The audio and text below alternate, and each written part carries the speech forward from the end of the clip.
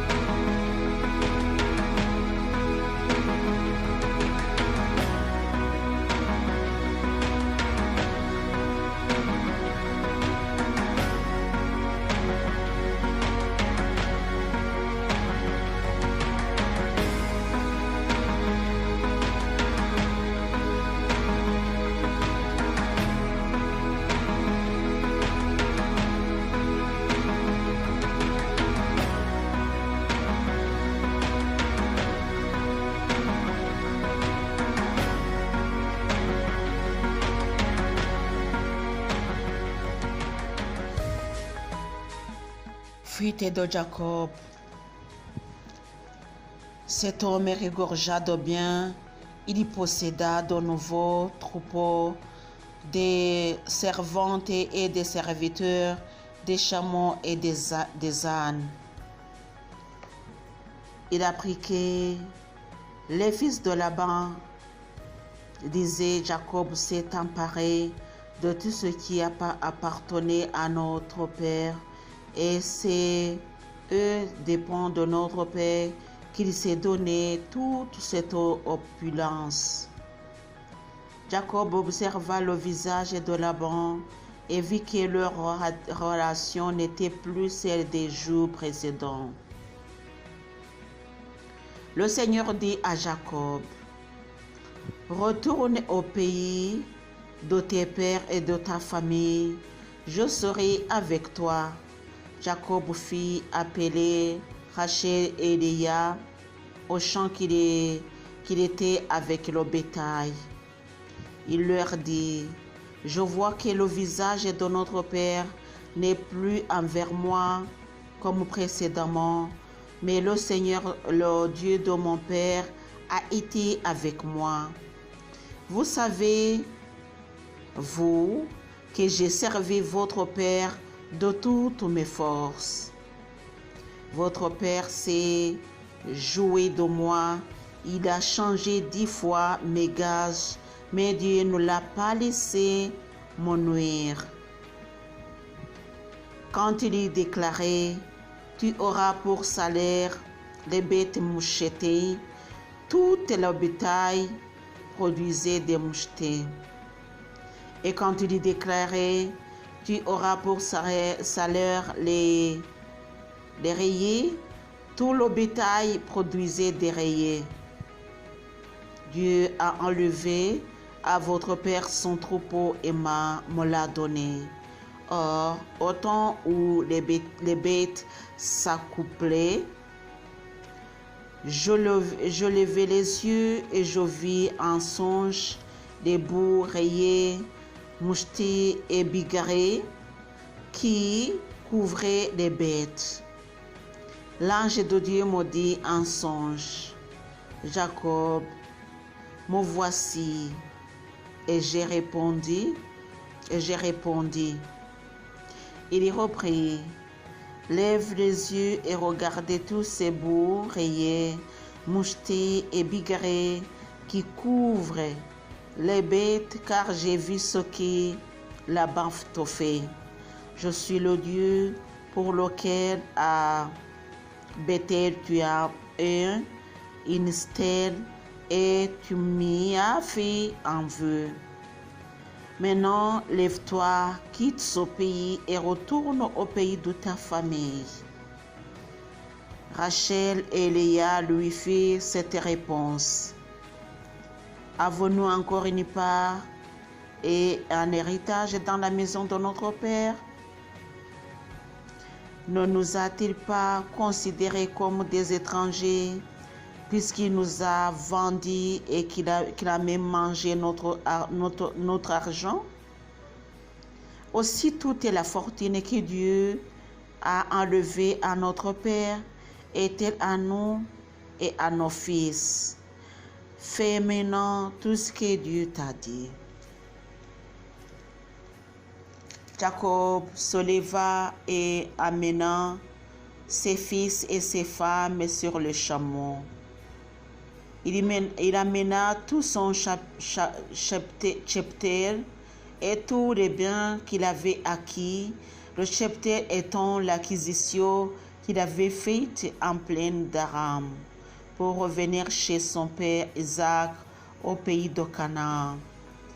Laban était allé tondre son bétail quand Rachel déroba les idoles qui étaient à son père. Jacob trompa la vigilance de Laban, l'araméen, et se gardant de le prévenir de fuir. Il s'enfuit avec ce qui lui appartenait. Il se leva, il passa le fleuve et se dirigea vers les monts de Galade. Le troisième jour, on informa Laban que Jacob s'était enfui. Il prit avec lui ses frères. Il les poursuivit pendant 7 jours de marche et le rejoignit au mont de Galade. Accord entre Laban et Jacob. Dieu vint trouver de nuit en songe Laban l'araméen et lui dit: garde-toi de rien dire à Jacob, ou en bien ou en mal.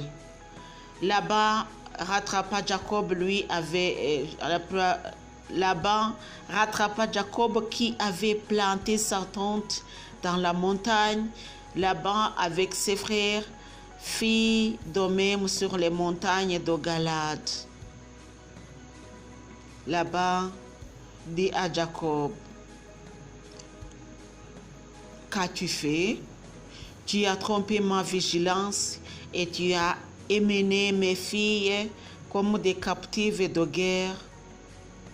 Pourquoi as-tu caché ta fille et m'as-tu loué au lieu de me prévenir? Je t'aurais laissé partir dans la joie et les chants, les tambourins et la lyre. Tu ne m'as pas laissé embrasser mes fils et mes filles. Là, tu as agi sottement et il est en mon pouvoir de vous faire du mal. Mais le Dieu de vos pères m'a dit la nuit dernière: garde-toi de rien dire à Jacob, ou bien ou en mal. Maintenant que tu t'en es allé parce que tu soupirais après la maison de ton père, pourquoi m'as-tu dérobé mes dieux? Jacob répondit à Laban: parce que j'ai eu peur et je me suis dit que tu m'enlèveras tes filles. Celui chez qui tu trouveras tes dieux perdra la vie. En présence de nos frères, reconnaissez chez moi ce qui est à toi et reprends-le. Jacob ignorait que Rachel les avait dérobés. Laban entra dans la tente de Jacob, puis celle de Léa, puis dans celle des deux servantes, et il ne trouva rien. Il sortit de la tente de Léa pour entrer dans celle de Rachel. Rachel avait pris les idoles et les a mises dans le bas du chameau. Elle s'était assise dessus et Laban fuya toute la tente sans rien trouver. Elle dit alors à son père: que mon Seigneur ne m'en veuille pas si je ne puis me lever devant toi, car j'ai ce qui arrive aux femmes. Il fuya sans trouver les idoles. Jacob s'échauffa et prit Laban à partir. Il s'écrie: quelle est ma faute? Quel est mon délit que tu fulmines contre moi? En fouillant toutes mes affaires, as-tu trouvé une seule des affaires de ta maison? Produis-la en présence de mes frères et de tes frères, et qu'ils décident entre nous deux. Cela 20 ans que je suis avec toi, et jamais tes brebis ni tes chèvres n'ont avorté. Je n'ai pas mangé les béliers de ton bétail. La bête est lacérée, je ne te la rapporterai pas. Je ne te la rapportai pas. J'en supportais la perte. La bête qu'on avait volée, de jour comme de nuit, tu me l'as réclamée. J'ai été dévoré le jour par la chaleur, la nuit par le froid, et le sommeil a fui mes yeux.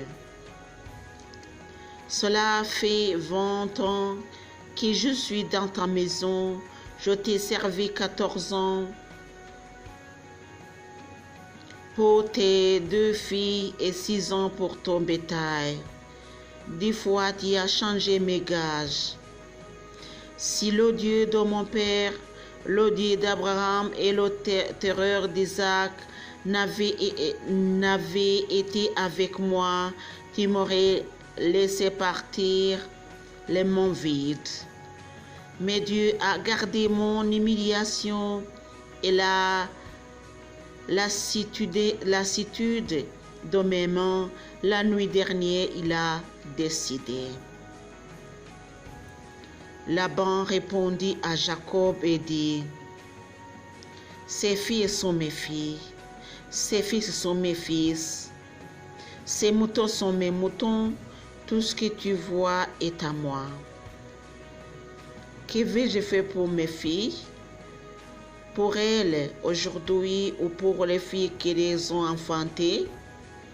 Allons, il est temps de conclure une alliance, moi et toi, et qu'il y ait un témoin entre moi et toi. Jacob prit une pierre et l'érigea en stèle. Jacob dit à ses frères: ramassez des pierres, et ils prirent des pierres dont ils firent un temps. Ils mangèrent là sur ce tas.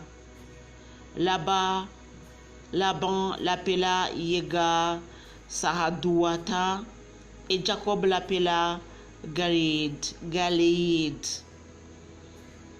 Laban dit: Sota est aujourd'hui témoin entre moi et toi, c'est pourquoi on l'appela Galéid, c'est-à-dire le tas dit témoin, et le Mispa, c'est-à-dire le lieu du guet, dont il avait dit: que le Seigneur fasse le guet entre moi et toi, quand nous serons hors de vue l'un de l'autre.